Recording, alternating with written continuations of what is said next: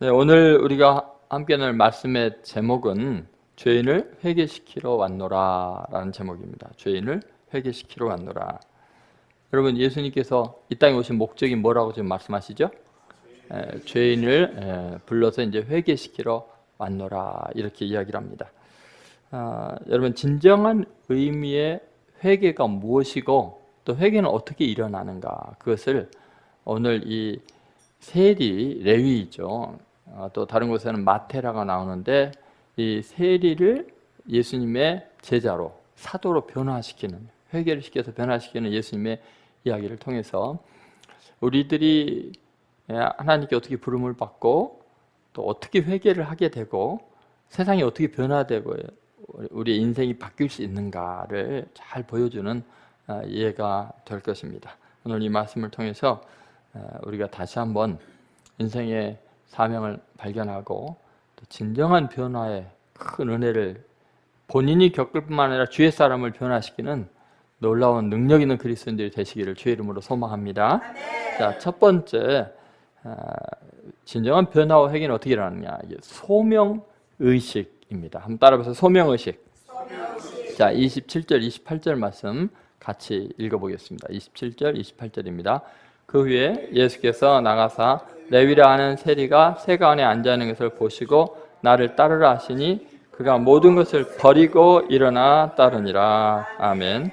여러분, 이 사람이 변한다, 이 회개한다, 그것은 뭘 의미냐면 소명을 깨닫는 겁니다. 소명 의식이 생기면 사람이 변화된다는 거죠. 자, 예수님이 세리를 보시면서 나를 따르라고 부르셨습니다. 그러니까 나를 따르라고 부르신 거죠. 그 소명을 받고 세리인 레위는 어떻게 했죠? 모든 것을 버리고 예수님을 따랐다. 자, 회개의 굉장히 중요한 요소는 방향 전환입니다. 자, 무엇의 부름을 따라서 살아가느냐? 그러니까 여러분은요, 분명히 뭔가 여러분 속에서 막 부르는 게 있어요. 그러니까 돈. 돈이 날 부르죠. 어떤 사람은요, 체면, 명예, 이것 때문에요, 목숨을 겁니다. 돈 좀 잃어도 괜찮은데 난 명예 버리면 못 살아. 이런 사람이 있죠. 또 어떤 사람은 돈을 다 희생하고 명예 실추돼도 상관없어요. 권력을 줘야 돼. 그죠? 권력에 대한 이 욕망이 자기의 인생을 다 이끌어가는 거예요. 권력을 추구하며 다른 인생들이 너무 많이 있죠. 그러니까 무엇의 부름을 따라가느냐가 우리 인생의 어떤 비극과 또는 행운을 결정하게 됩니다. 자, 세리라는 사람은 돈의 부름을 따라서 모든 것을 버리고 살아가는 사람들이죠. 한번 생각해 보세요. 세리가 하는 일이 뭐냐? 돈을 위해서요, 자기 백성들을 배반합니다. 로마의 앞잡이 노릇을 하면서 가난하고 굶어 죽어가는 사람들이 돈을 착취해 가지고 그걸 로마에게 바치고 또 자기가 더 많이 거둬들여갖고 그걸로 먹고 사는 사람들이죠. 이 사람들은요, 돈이 얼마나 중요하냐면 자기네들이 죄인의 대명사가 돼도 상관없어요. 세리하면 막 치를 떠는 그런 대상이 되는데도 돈만 얻으면 되지 무슨 상관이에요. 친구들도 원수가 되고요, 가족들도 다 버리고요, 정말 죄인으로 낙인 찍혀서 하나님께도 버림받는 처참한 직업이 세리입니다. 그런데 세리들은 그 모든 걸 감수하는 거예요. 왜요? 나머지 다 버리고 돈을 따르는 인생이기 때문에 그렇죠. 돈 때문에 그냥 죄인의 대명사가 돼도 상관없는 사람들이야. 자, 무엇을 따르냐가 이렇게 중요하죠. 그런데 예수님께서 그에게 오늘 다가오셨어요. 그리고 오늘 세관에 앉아있는 레위를 보시고 돈 그만 따르고 뭐를 따르고요? 나를 따르라. 주님이 이렇게 완전히 방향을 전환시키고 있는 이야기죠. 그는 아마도 자기를 초대하고 자기 찾아와서 나를 따르러 가신 그분이 그 유명한 예수님, 그렇게 인기가 많고 그렇게 거룩하고 훌륭하신 분이 나를 따르러 가니까 너무 지금 충격을 받는 거예요. 자기는 스스로 보기에도 좀 벌레만도 못하게 느껴지고, 사람들이 전부 다 자기만 보면 저주하고 피해 다니고 죄인이라고 손가락질했습니다. 그런데 자기 자신이 생각해도 형편없는 자기에게 예수님이 오셔서 나를 따르라 그러면 나를 따라. 여러분 같으면 어떻게 해요? 세리가 나 따라올까 봐 어떻게 해요? 야, 저리 가. 너 같은 인간하고 상대 안 해. 이래야 되잖아요. 근데 예수님이 나를 따르라 라고 이야기하는 거죠. 정말 죄인인 자기를, 탐욕스러운 자기를 부르시는 그분 앞에서 이제 더 이상 바랄 게 없어져요. 그분을 위해서라면 모든 걸 버릴 준비가 되어 있어요. 그래서 누구도 자기에게 이렇게 나를 따르라고 한 적이 없고 다 저리 가 하는데 이분이 따르라고 하니까요. 너무 감격한 거죠. 다른 사람들은 너 죄인이야, 세리야. 그런데 예수님은 나를 따르라 라고 이야기하는 거죠. 여러분, 우리가 이제 진정으로 회심하게 되는 이유 중에 하나가 뭐냐면요, 나 스스로도 내가 싫은데, 정말 나도 나를 포기하고 싶은데 내가 지은 죄와 허물과 내 성격과 내 기질을 보면 희망이 조금도 없는데 신기하게 하나님의 사랑이 나를 부르시는 거예요. 너 나 따라. 너 나에게 의미 있는 존재야. 그렇게 이야기하는 거예요. 아니, 나는 돈만 따랐는데 생전 하나님에 대해서 관심도 없는데 그분이 내게 오셔서 아니야, 너 돈 따를 존재가 아니야. 너는 하나님의 나라를 위해서 위대하게 쓰임받을 사람이야. 아직도 하나님 앞에 내가 쓸모있다는 게 믿어지지가 않는 거야. 내가 어떤 짓을 했는데, 내가 모든 것 다 포기하고 돈만 아는 정말 벌레 같은 인간이었는데 하나님이 나에게 의미를 두고 있다니 나를 따르라고 하시네요. 그 순간부터 이 세리 레위가 변하는 거예요.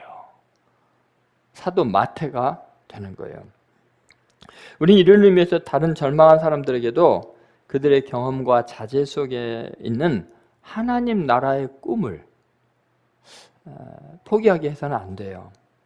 그들은 나는 돈이나 추구하고 나는 뭐 성적인 욕망이나 추구하고 나는 세상의 명예나 따르고 그렇게 세속적으로 살 수밖에 없는 인간이야 라고 하고 있는데 바로 그 사람에게 예수님이 이야기한 거 아니에요, 지금.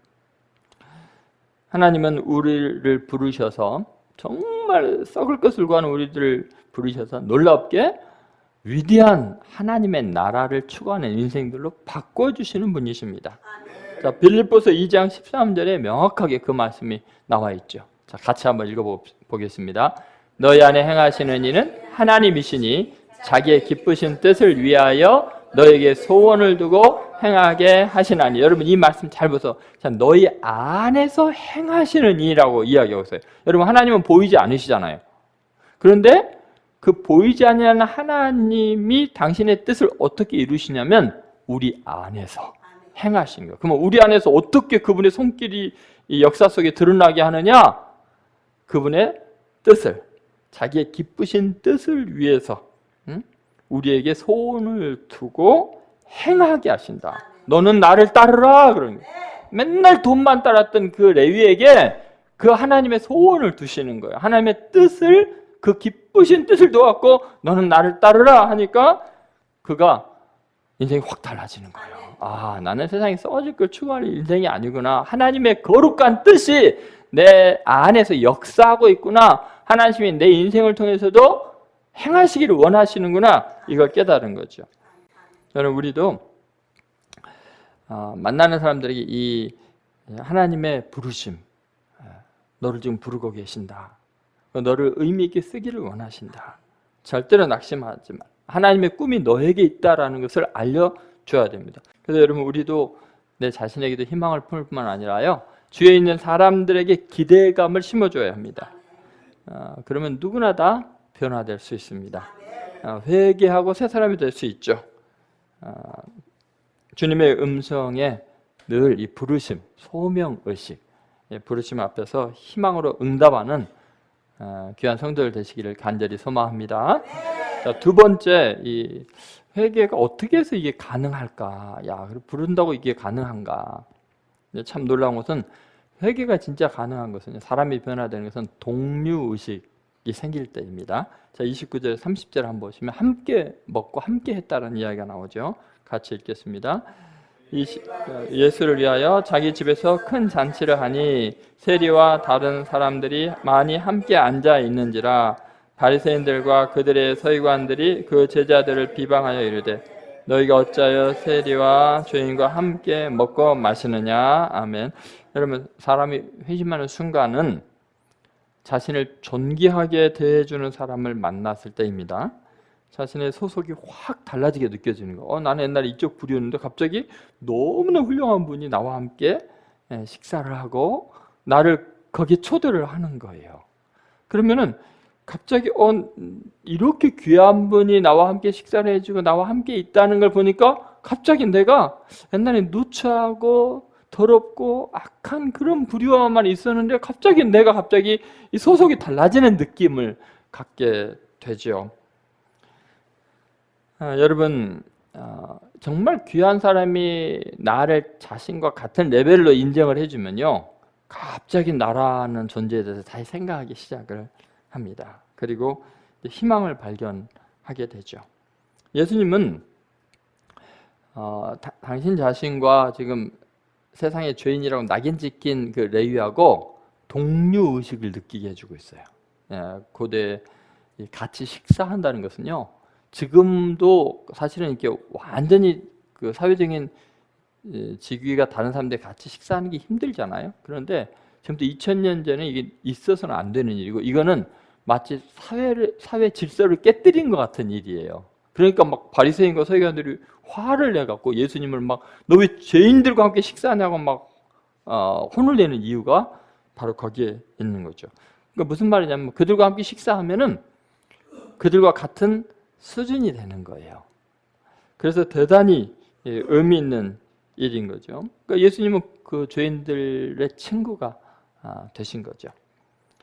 여러분, 어떻게 해서 변화가 되는가? 사람이 변화되라고 너 삶 그렇게 살면 안 돼, 이렇게 죄를 지적하고 책망하는 것으로는 절대 사람이 변하지가 않습니다. 여러분, 지금 예수님이 막 웅변을 하고 뭐 그냥 막 지적인 걸로 막 혼을 내갖고 레위를 부르시는 게 아니고요, 너무나 아무도 같이 식사도 하고 상종도 안 하는 집에 들어가서 같이 식사를 하고 이 친절함 때문에 그 자신이 내가 그냥 죄인으로 끝날 인생이 아니구나, 예수님 같이 이렇게 유명한 분, 존귀한 분하고 내가 친구가 될 수 있네, 이 동료의식을 느끼는 순간 갑자기 삶이 달라지는 거죠. 여러분, 그 사람의 입장에서, 그 사람의 자리에서 나의 존귀함과 나의 사회적인 지위와 내 사랑으로 그 사람의 가치를 높여주는 것이 그 사람을 구원하는 방법이라는 거예요. 그러니까 그를 끌어올리려는 것이 아니라 내가 내려가서 그와 함께 식사하고 그와 함께 지내주는 것, 그것이 사람을 변화시키는, 거룩하게 바꾸는 하나님의 방법이고 그것이 능력이에요. 자, 예수님은 우리 같은 죄인의 주님이 되시는 것을 전혀 꺼리지 않으셨어요. 왜냐하면 우리들을 거룩한 하나님의 자녀로 바꿀 능력이 있으시기 때문이에요. 그러니까 예수님이 죄인인 우리와 같아진 이유가 뭐예요? 그 죄인을 사도로 바꿀 거니까. 지금 레위, 너희들이 다 손가락질하지만 내가 그와 식사하고 그와 동료의식을 갖는 이유가 뭐냐면 그를 나에게 어울리는 사람으로 바꿀 거니까. 여러분, 예수님은 이를 위해서 십자가까지 찾아가셔요. 자, 십자가에 매달렸을 때 좌우에 살인 강도들이 있었죠. 그럼 여러분, 그들을 구원하기 위해서 예수님이 니네들 회개하고 하늘 올라와, 그게 아니라 거기까지 내려가셨어요. 같이 죄인의 한 사람으로 가운데 십자가에 매달려 있어요. 그랬을 때 한 강도가 그랬죠. 니나 구원하면서 니도 못 가면서 우리를 못 가, 막 이렇게 비난하는데 옆에 있는 한 강도는 뭐예요? 자기가 똑같으면서 우리가 행한 일에 마땅한 보응을 받거냐, 이분은 죄가 없으신 분인데 우리가 지금 같이 있지 않냐, 당신의 나라가 임하실 때 나를 구원하소서. 그러니까 죄 없는 그분이 나와 같아지신 것 때문에 이 사람이 갑자기 모든 죄를 회개하고 나 같은 것을 이렇게 영접하고 나와 함께 계신 그 예수님의 거룩한 삶 때문에 감동을 받아서 당신의 나라가 임할 때 나를 기억하옵소서.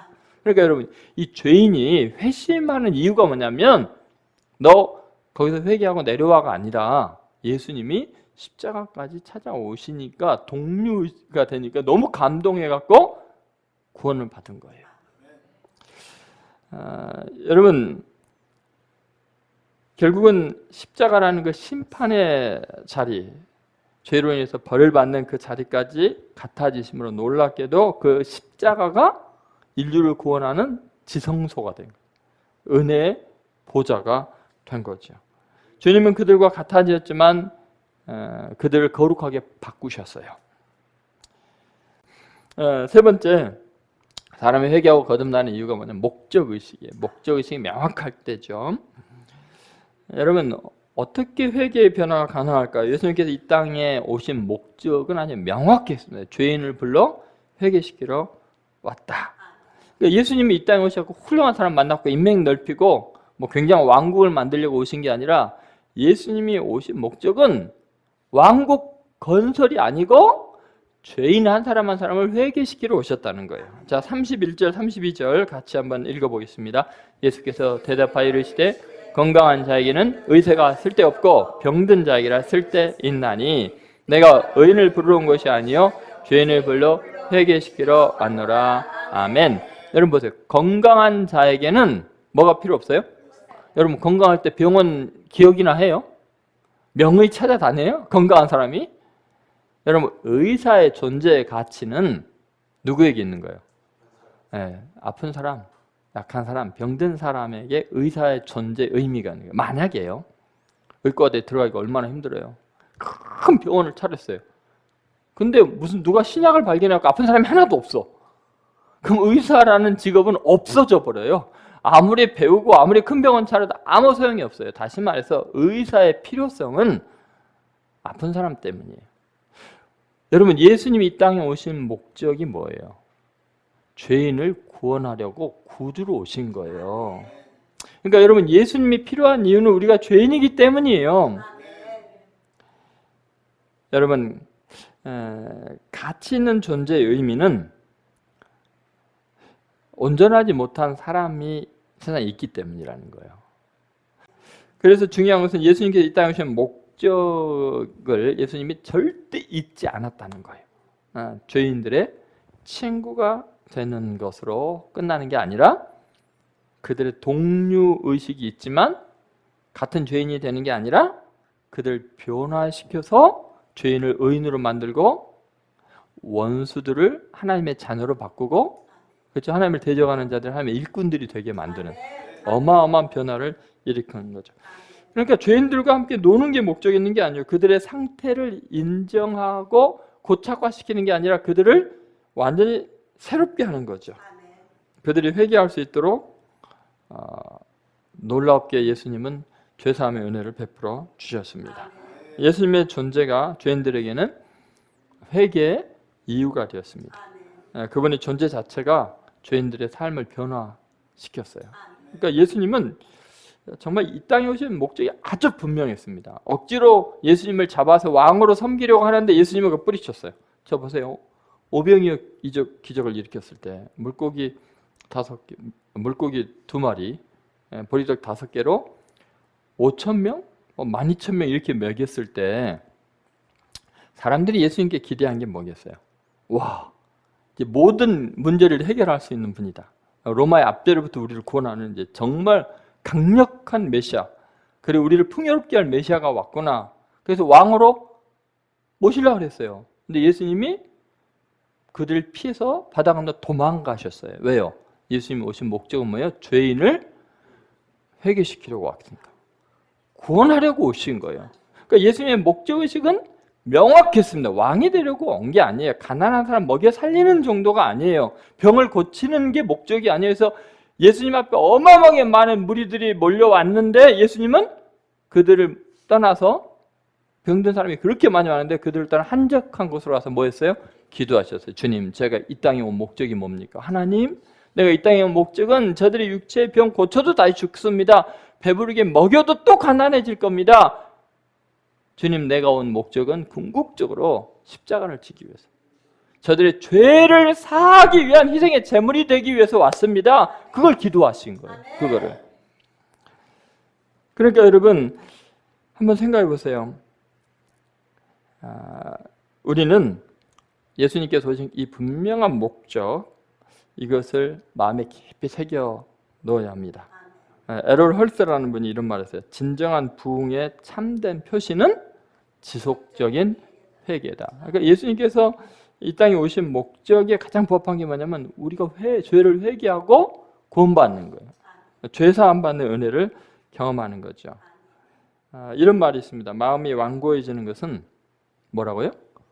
동맥경화보다 더 빠르게 사람을 늙게 한다. 그러니까 여러분 마음이 이렇게 완고해지고 그래서 내가 뭐 그래서 교만할 게 아니고 빨리 겸손하게 낮아지면 온 몸이 다 부드러워지고 신체가 정말 건강하게 되는 거죠.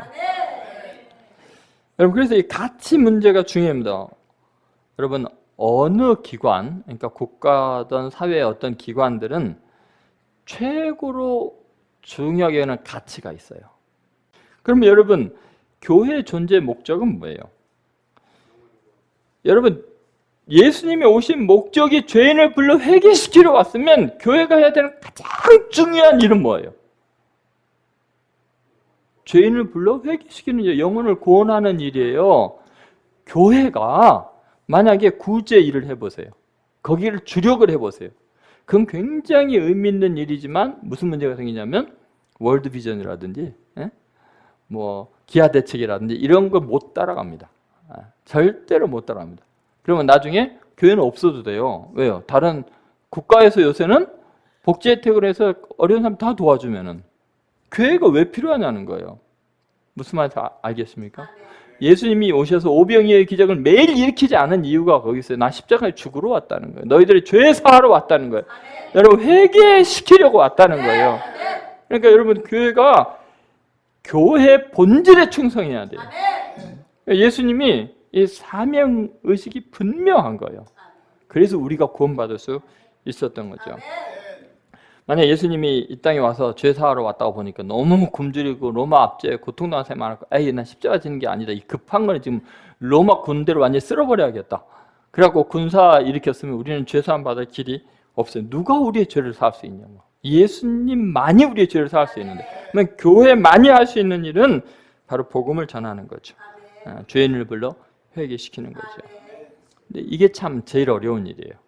왜냐하면 남 도와줄 때는 내 가진 것으로 하면 되잖아요.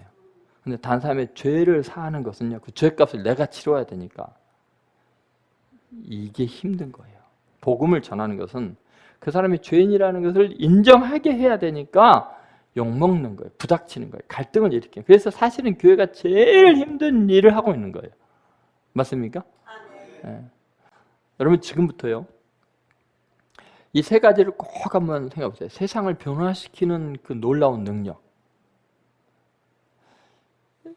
그 소명의식, 부르시는, 그리고 나를 불러 회개시키는 그분의 은혜, 그걸 경험하고 다른 사람들을 동료로 여길 수 있는, 누구를 만나나 친구가 되어서 그들과 차이를 느끼지 않고 이해해주고, 그러나 그 이해의 자리에 머무는 게 아니라 그들을 거룩하게 바꾸고, 그리고 내게 주신 분명한 사명의식.